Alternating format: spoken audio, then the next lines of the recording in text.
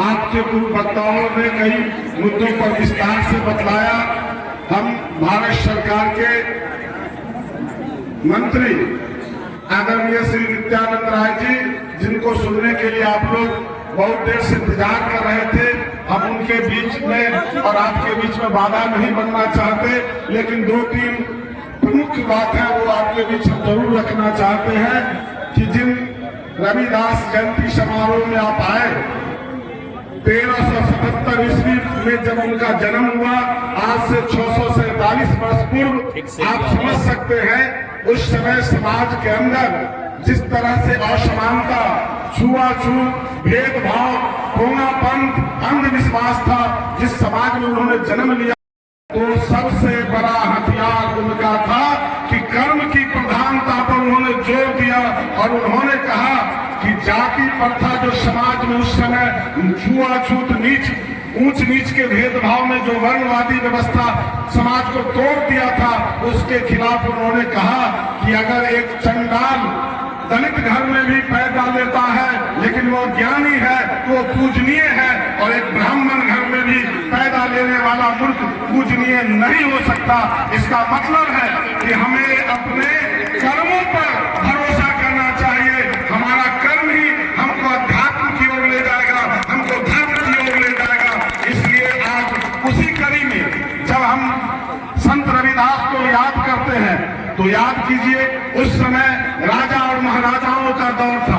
हमारे देश के अंदर कोई लोकतांत्रिक व्यवस्था नहीं थी, राजा होता था कि प्रजा होता था। लेकिन आज देश के अंदर क्या है, अभी नित्यानंद राय जी जो एक माननीय भारत सरकार के गृह राज्य मंत्री हैं, यही लोकतंत्र की खूबसूरती है कि हम राजा को छू सकते हैं, राजा के साथ बैठ सकते हैं, राजा के साथ फोटो खिंचा सकते हैं, क्योंकि आज राजा लोकतंत्र में नहीं है, लोक सेवक है, जनता का सेवक है और मालिक आप हैं। यही खूबसूरती आजादी के इन 78 साल में संत शिरोमणि रविदास जी के उन विचारों को अगर दूसरा कोई रविदास समाज के वंचित समाज को आगे लाने का काम किया तो है डॉक्टर भीमराव अंबेडकर, जिस संविधान की खूबसूरती से हमको और आपको सबको बराबरी का अधिकार मिला।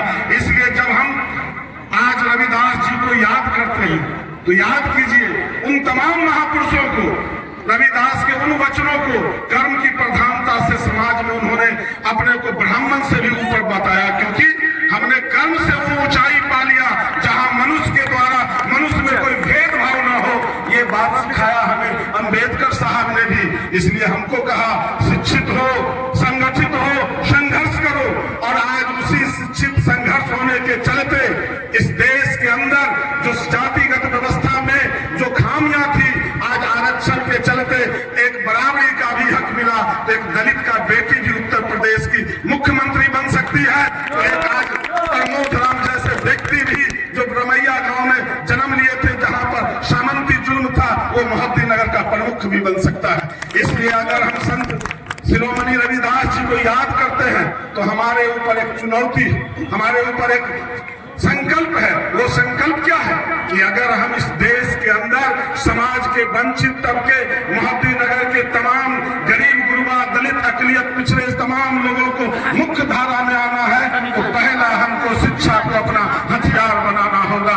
यही शिक्षा हमारा है जो हम किसी के साथ दहाड़ सकते हैं, यही शिक्षा है जो हमको बराबरी की ओर ले जाएगा। इसलिए हमको सबसे पहला कर्तव्य बनता है अपने बच्चों को शिक्षित करें, और जब शिक्षित होगा तो खुद जान लेगा कि मेरा अधिकार क्या है, मेरा कर्तव्य क्या है, मेरा संविधान क्या कहता है। इसलिए आज संकल्प लेने की जरूरत है कि हम लड़ेंगे, मिटेंगे, लेकिन इस देश का संविधान को बचाकर और मजबूत करेंगे। और आने वाले दिनों में हमको उम्मीद है, हमारा गृह राज्य मंत्री जिनसे बड़ी अपेक्षाएं लोगों का, इन क्षेत्र में इनका काम है, नहीं कोई दो बात नहीं है। ये बात सच है कि कभी ये रोड मौत का जोन हुआ करता था। 3 साल में मैं खुद करीब 12-13 बार रोड पर धरना दिया इस रोड एक्सीडेंट के खिलाफ। नित्यानंद राय जी का प्रयास से NH 122 का रास्ता सुलभ हुआ है। उम्मीद है कि 1 साल में कंप्लीट भी हो जाएगा जब हाथ लगी हुई है। तो कई चीजें ऐसे हैं, लेकिन एक चीज 2 चीज जरूर माननीय मंत्री जी हमारे हैं सदन में हमारा उजियारपुर की आवाज है, तो हमको इनसे भी अधिकार इन पर बनता है, इनसे कुछ कहें, इनसे कुछ मांगे। और वो मांगना चाहते हैं कि समस्तीपुर जिला में माननीय मंत्री जी करोड़ों रुपया प्रत्येक साल दलित बस्ती को सड़क संपर्क से जोड़ने के लिए आता है, लेकिन अफसरशाही के चलते वो पैसा लौट जाता। आज इस मोहद्दीनगर विधानसभा में मेरा सर्वेक्षण है कि 176 दलित ऐसी बस्तियां हैं जो मुख्य सड़क संपर्क से आज भी वंचित। तो क्यों नहीं भूमि अधिग्रहण करके उनको सड़क दिलवाया जाए, जबकि राशि है। तो कहीं ना कहीं उसके अंदर अफसरशाही है, कहीं ना कहीं परेशानी है।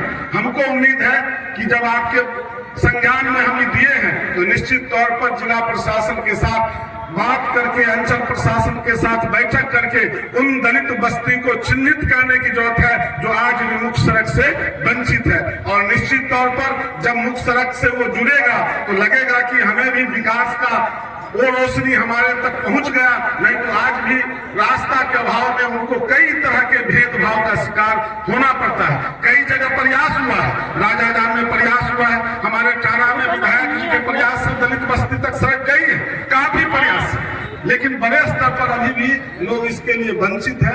हमको उम्मीद है कि माननीय मंत्री जी इस ओर जरूर देंगे और आप लोगों से भी हम उम्मीद करते हैं, पूर्णतः हम लोगों को विश्वास है कि मोहद्दीनगर के अंदर दलित वंचित समाज के लोग अपने बच्चों को पढ़ाते हुए संकल्प लेंगे कि नशा पान से दूर रहते हुए भारत के निर्माण में, देश के निर्माण में, बिहार के निर्माण में और मोहद्दीनगर के निर्माण में अपनी भूमिका अम्बेडकर की तरह निभाएंगे। इसी उम्मीद और विश्वास के साथ पुनः हम संत शिरोमणि रविदास जी के जयंती के अवसर के 647वीं जयंती के अवसर पर उनके चरणों में श्रद्धांजलि के फूल अर्पित करते हुए, उनको कोटि कोटि नमन करते हुए अपनी बात समाप्त करते हैं। और हम एक नारा लगाएंगे, आप भी मेरे साथ लगाएंगे, अरे इंकलाब।